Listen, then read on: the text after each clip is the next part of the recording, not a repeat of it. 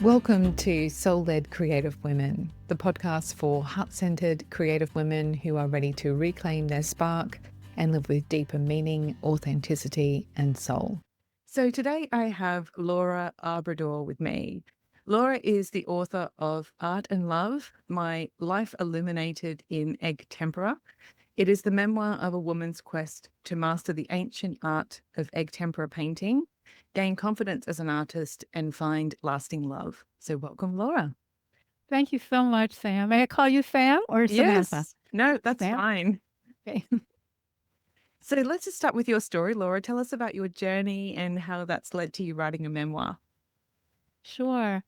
Well, my journey's, I think, a little different than a lot of artists who kind of say like they were just painting and drawing at a very early age and they knew they wanted to be an artist. I really had no interest in art. And then my parents wanted me to be interested in something, so they sent me for piano lessons and dance lessons. And finally, they had a friend who was a very accomplished watercolor artist, and so they sent me to her for art lessons in a small group in her basement. And there was just something about it. She just treated us like adults with a lot of respect and one-on-one attention. And I just became totally fascinated by art and engaged with art. I think I was around 12 at that time. And that started my journey, but it's been a long road because I never really got the confidence that I imagine people get from their parents and teachers, like, "Oh, you're so good, and Okay. let me put your painting on the refrigerator." You know, I never got that. So, and yet I still had the passion, and eventually I did find some really wonderful mentors, and I developed a lot of my own voice, my own style. Part of that came because I knew I was not going to make money from art because I wasn't getting the feedback. So I became a nurse, registered nurse. And then these things started happening, like the AIDS epidemic happened, and I was doing nursing research during the AIDS epidemic, and my patients were dying. And this started showing up in my artwork. Okay.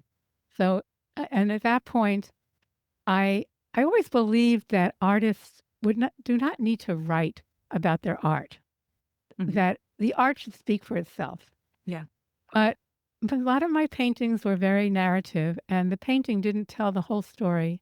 Mhm. So I thought I'll just write down some stories, and I posted them next to the paintings when I exhibited them, and people really resonated with the Mm. painting more because they read the story. Somewhere along the line, I got the idea to put it into a book form.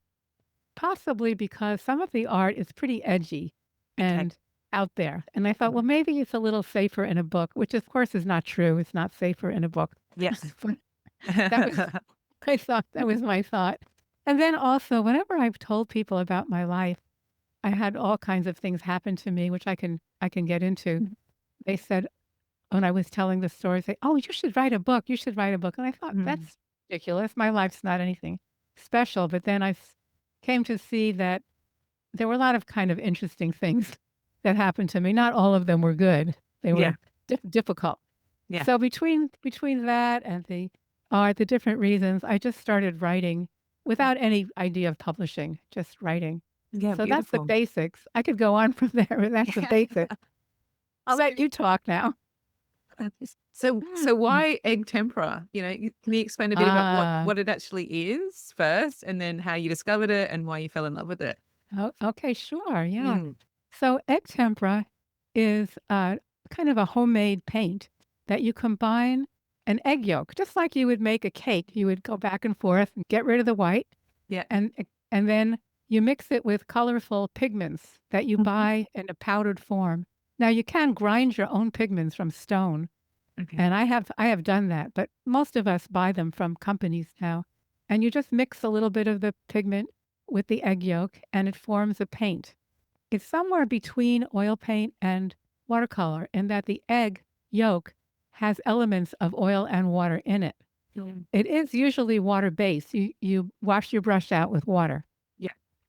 But what happened was I was in college and I was taking an art class, materials and methods of painting.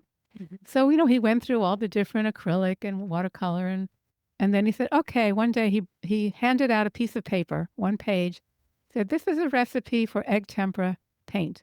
I have never done it. I don't know anything about it, but everybody has to try it because it's a historic medium. And so I went and I bought a plywood and the pigments and of course eggs. And the thing that I didn't mention about egg tempera is that usually it's painted on a ground or a primer it's called gesso, but it's a different gesso Okay. than oil painters use. Sure. It's made with animal glue and a white substance. Okay. Now, regular acrylic gesso is also made from a white substance, but it's bound with acrylic polymer, a plastic. But ours is a animal glue. So it's really the magic of painting this egg tempera on this pure white surface that's very absorbent. Okay. So, and here I was 19 years old. I bought this stuff. I didn't know what I was doing. And I just started painting. And it was like very magical. Just how the paint absorbed in and you added layer after layer. And that started me on this path I've been on for about 50, 60 years now. Okay. Okay. But I could not find a teacher. Okay. And so, yeah. And I talk about this in the book. Yeah. Yeah, So, sure. yeah. So what do you love about it? Why is it that particular material that really has stuck with you? Yeah. So then when you finish the painting, you polish it with like a silk cloth. You Okay. can you can varnish it, but I'm more of a purist, and it has Okay. kind of a slight glow to it. Yeah. And the surface looks different than oil painting or acrylic, or it's not dramatically different, but I think also the process is very slow because you cannot just put paint over paint. You have to wait for each layer to dry. Okay. And it dries very quickly, so you keep adding the layers. Yeah. So it's a process that is kind of a discipline in a way. Like Sure. maybe if you're a poet, you are working in iambic pentameter or Yeah. different. So it kind of you work within the bounds of this Yeah. technique. It obviously felt really good to you and really resonated with you, and you stuck with it for a long time. So Yes, yeah, yes. beautiful. So how many eggs do you go through to complete a painting then? That's such a common question. Actually, well, most egg tempera artists work really small because it Yeah. takes so long, and then you use very little egg. Okay. And mine were always a little bit bigger, like 16 by Okay. 20.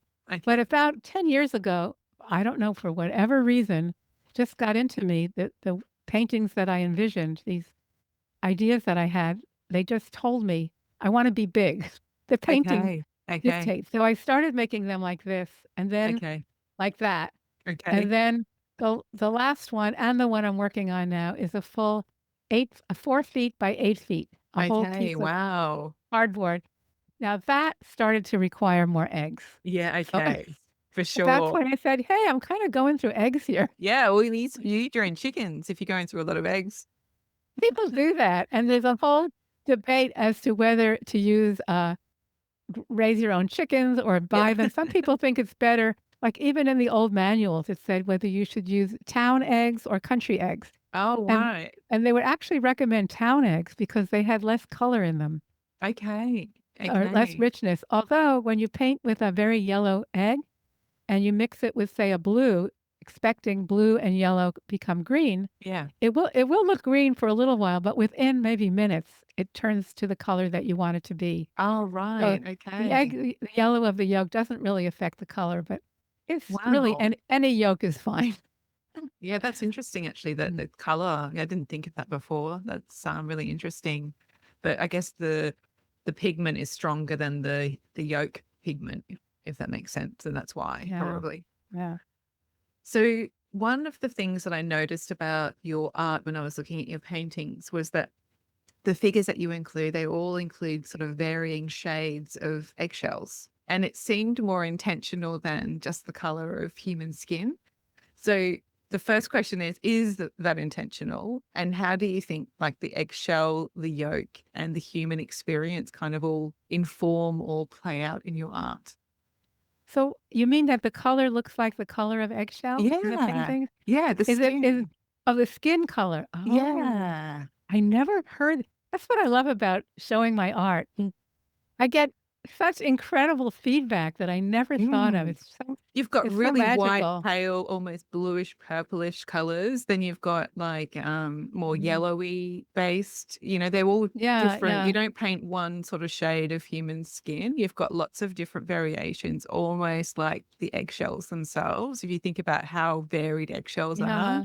So I thought maybe it was intentional and that you were aware of that, but obviously that's not something that you've considered The honest yet. answer is that I struggle painting flesh tones.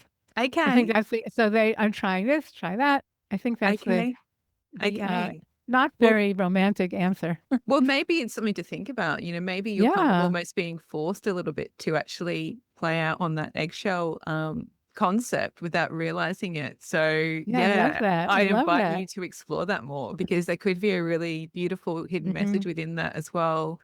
Like the fragility of the eggshell and the fragility Mm. of the human experience. Wow. Yeah. I So, love that. I love yeah, that. yeah. So, something Wow. beautiful, I think you could explore for sure.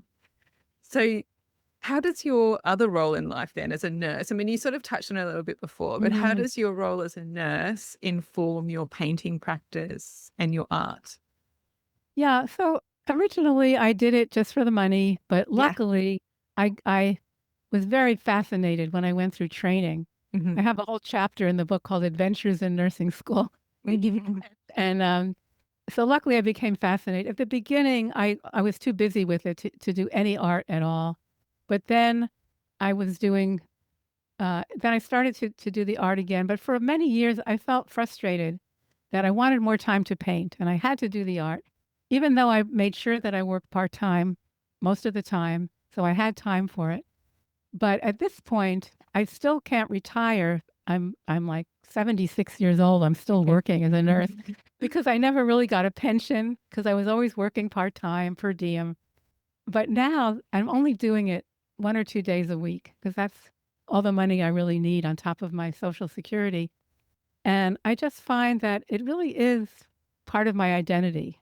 Okay. As I'm kind of like a healer artist. Um, So it's funny that it's come full circle, and partially Mm. because I don't have to do it that often, but I kind of I think I would miss it if I didn't do it. So it's like that, and it does come into my work. Yeah. I had the whole series, the Ways of Dying series, the very large paintings, but now I'm working on another one that really harkens back to my time as a nursing student, Okay. where I was working in a very backwards nursing home, Okay. and I got the idea. One of our patients that we really loved, her name was Pepi Vafiatis, Mhm.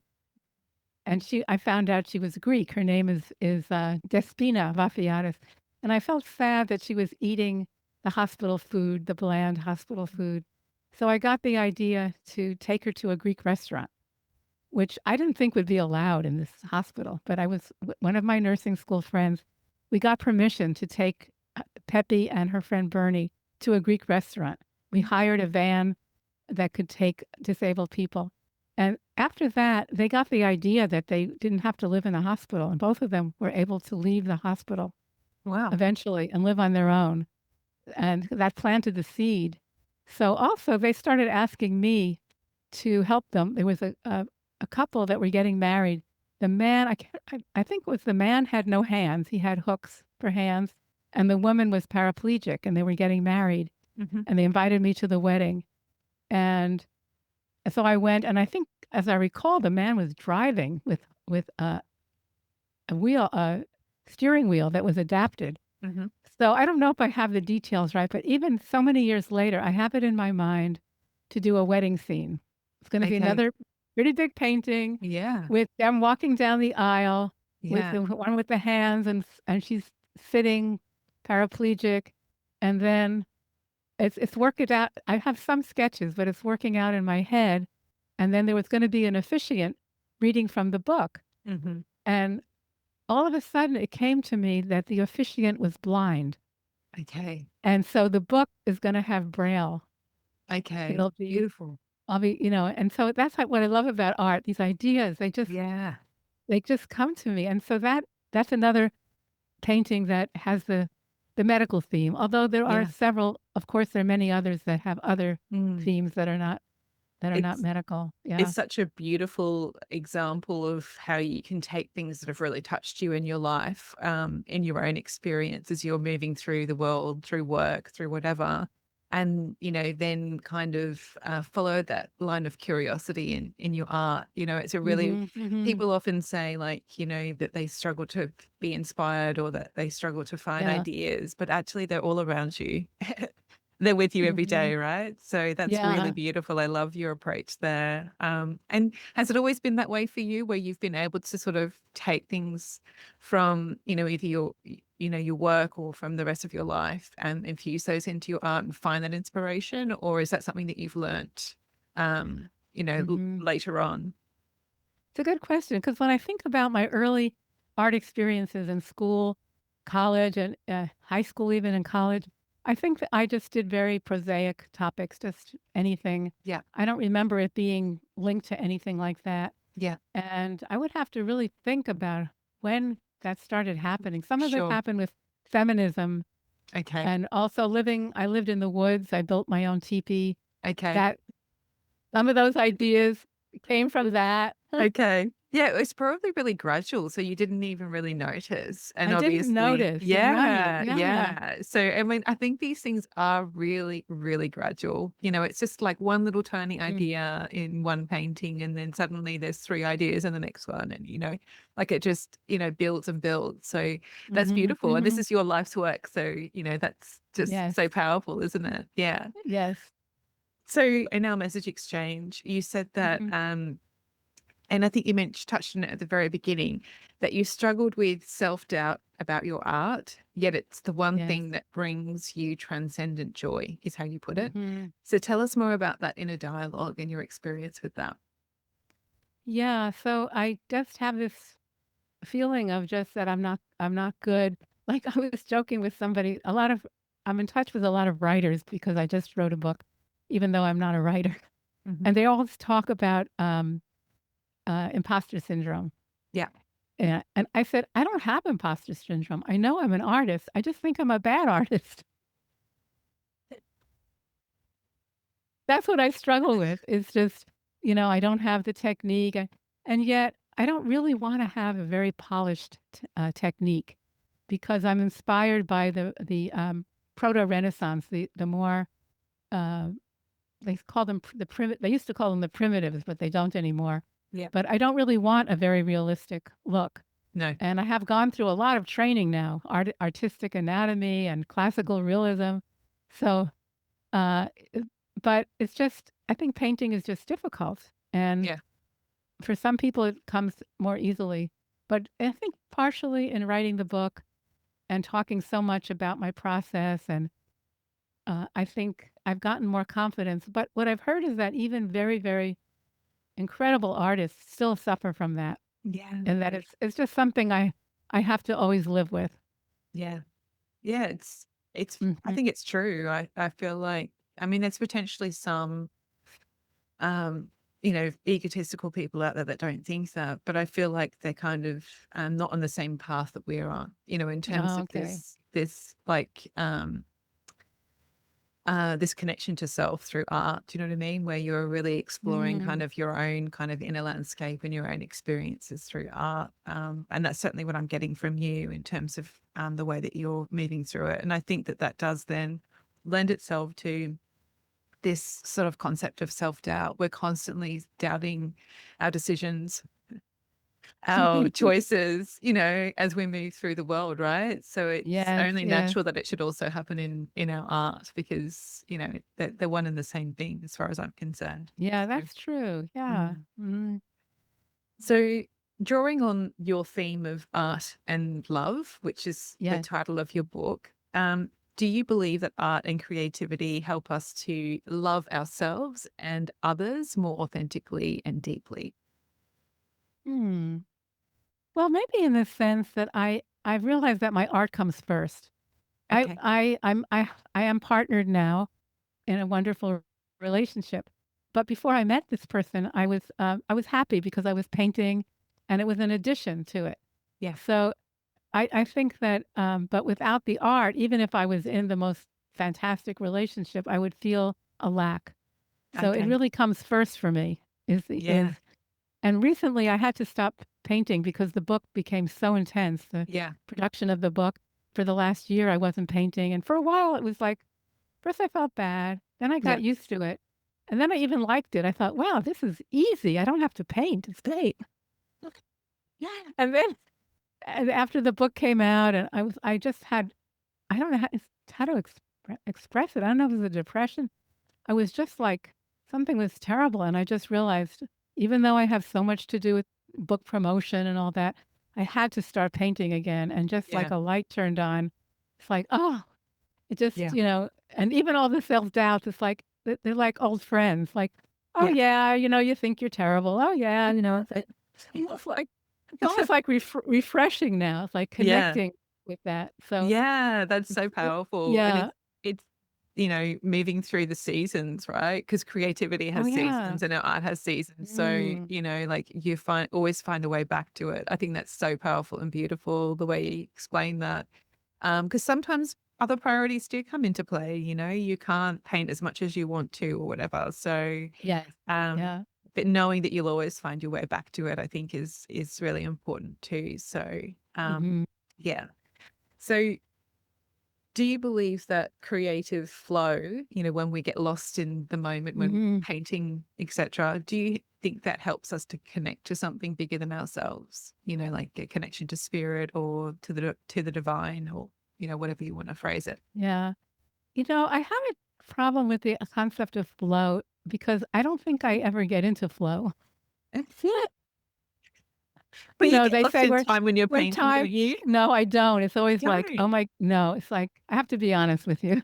It's almost like, when is this going to be over? It's so hard. Do I have to do this? Okay. You know, and then I'll have a little breakthrough. It's like, oh my God, that color or a flash, like, that's how I'm going to solve that problem.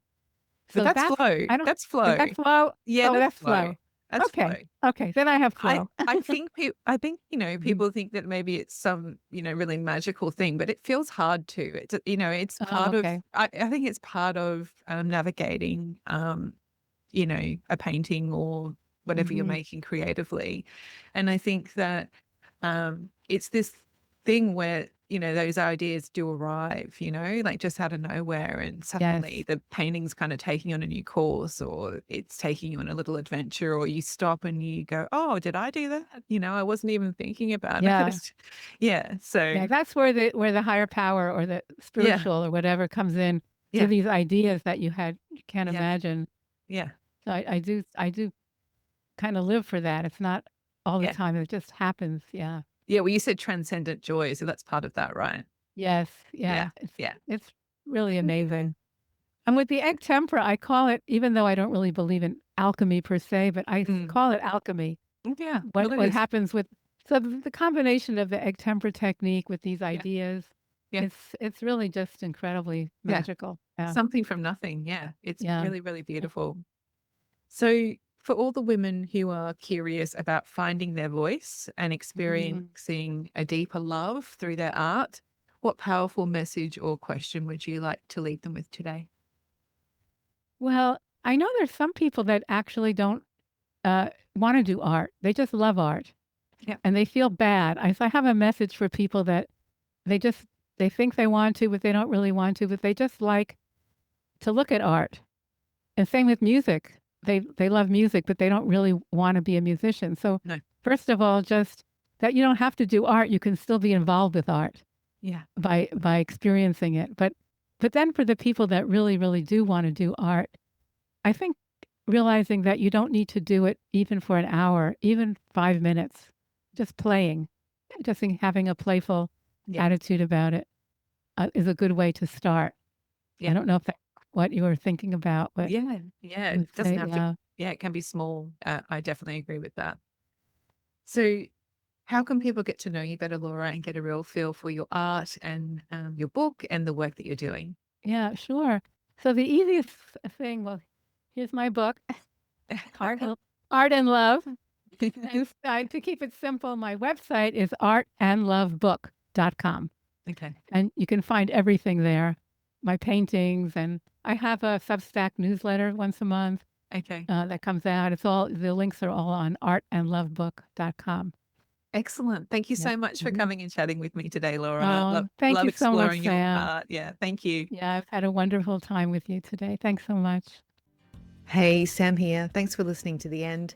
If this episode resonated with you, I'd love to invite you to watch my free masterclass, 3 Shifts Your Soul is Craving, that will transform your art and your life.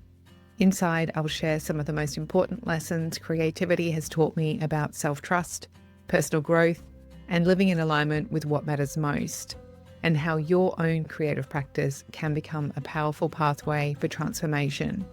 You can watch the free masterclass at samhorton.co/masterclass. Until next time, keep listening to the creative whispers within. They may be guiding you somewhere more beautiful than you can yet imagine. Take care.